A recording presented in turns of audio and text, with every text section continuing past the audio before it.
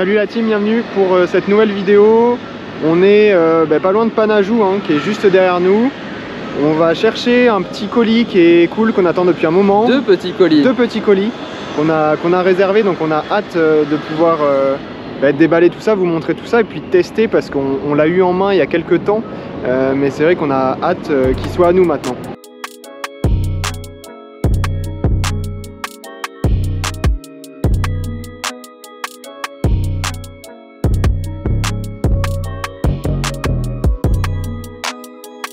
Salut l'équipe, on se retrouve donc pour la partie unboxing. Donc comme vous avez vu, on est parti chercher les boîtiers, donc les Sony A7 IV à Panajou. On se retrouve donc directement ici avec la boîte du boîtier.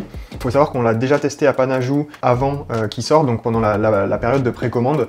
Donc on a hâte maintenant de pouvoir le déballer avec vous et vous expliquer un peu toutes les caractéristiques, les tests, etc. Let's go!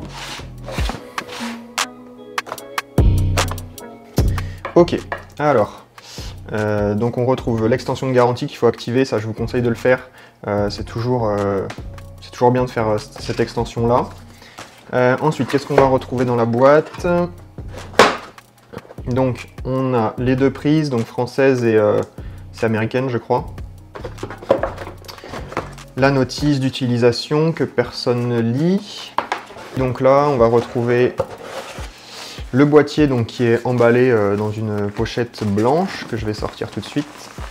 Hop, voilà, la bête. Le petit Sony A7 IV. La prise en main est beaucoup mieux quand même que l'A7 III. La poignée est beaucoup plus grande, donc c'est hyper agréable. On retrouve également donc la sangle avec écrit Sony A7 IV, hein, rien d'extraordinaire. Ici, qu'est-ce que c'est ?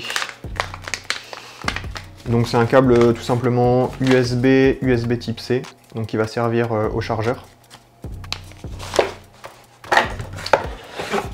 Ici, on a donc la partie du chargeur qui va venir se connecter en USB.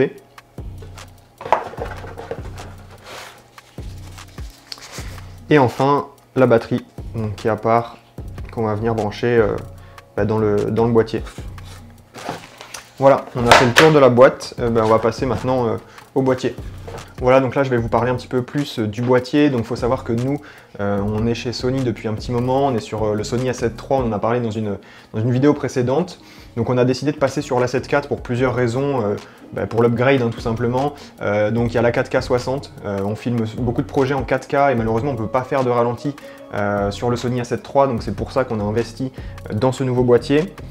Bon, la prise en main, l'ergonomie est beaucoup mieux, je trouve beaucoup plus aboutie sur ce boîtier, même si globalement il n'y a pas grand chose qui change esthétiquement. C'est quand même un beau boîtier. On a également pris donc, le Sony A7 IV pour avoir une caméra principale, donc ça va nous permettre d'avoir les deux Sony A7 IV en caméra principale et donc le Sony A7 III en caméra secondaire. Pour certains projets, ça peut être hyper pratique pour mettre un objet différent sur chaque boîtier ou voilà, quand on est sur un événement, c'est bien d'avoir deux boîtiers avec deux objectifs différents sur ces deux boîtiers. Donc ça va nous permettre d'être plus diversifié, de proposer du contenu peut-être un peu plus professionnel. Également la colorimétrie, donc la colorimétrie c'est un point hyper important. Sur le Sony A7 III on filmait en profil flat, donc en HLG.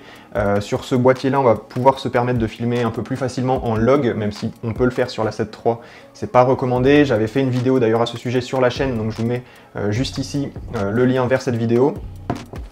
Donc on est sur du 4:2 10 bits en interne, donc ce qui permet d'avoir une plage de couleurs, une dynamique de couleurs beaucoup plus importante que sur le Sony A7 III.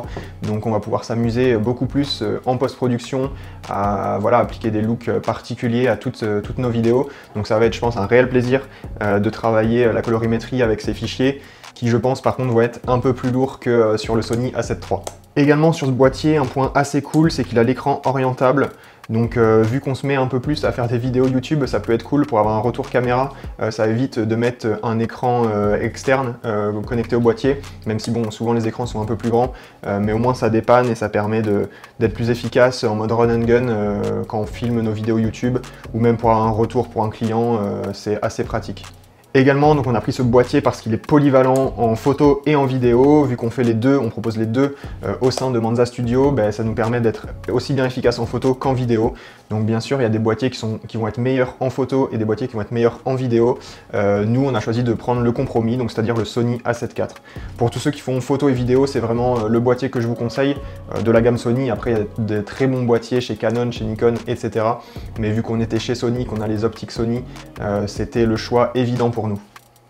Donc voilà, il y a plusieurs changements sur ce nouveau boîtier, il y en a d'autres bien évidemment, comme je l'ai dit, le 33 mégapixels, donc un peu plus que sur la 7 III où il y en avait 24. On a donc le 422 10 bits en interne, donc pour une meilleure plage dynamique, pour les vidéos, pour la colorimétrie, pour la post-production. On a également le tracking de l'œil qui est beaucoup mieux. On avait un tracking sur le visage sur le Sony A7 III. Sur ce boîtier-là, on a un tracking de l'œil.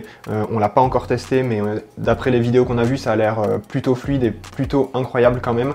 Un point qu'on trouve intéressant sur ce boîtier également, qu'il n'y avait pas sur l'A7 III, c'est le changement de mode photo et vidéo, donc qui est sur la petite molette juste ici.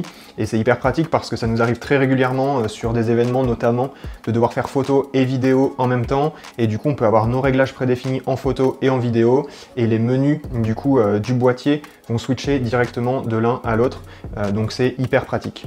Voilà l'équipe, j'espère que cette vidéo vous a plu, elle était peut-être un peu plus courte que les autres, on n'est pas rentré en détail dans les spécificités du boîtier, le mode rafale, etc., ni les spécificités physiques du boîtier, donc les encoches à carte SD, etc. C'était plus un unboxing, vous dire un petit peu pourquoi on était passé sur ce boîtier et pas par exemple sur un Sony A7S III ou un A7R IV, peu importe. J'espère donc que cette vidéo vous a plu. Si c'est le cas, n'hésitez pas à mettre un like, un commentaire et à vous abonner à la chaîne. On va vous sortir très régulièrement de nouvelles vidéos. Et comme vous l'aurez compris, les prochaines vidéos seront donc filmées avec ce nouveau Sony A7 IV. Merci d'avoir regardé. Moi, je vous dis à la prochaine. Ciao!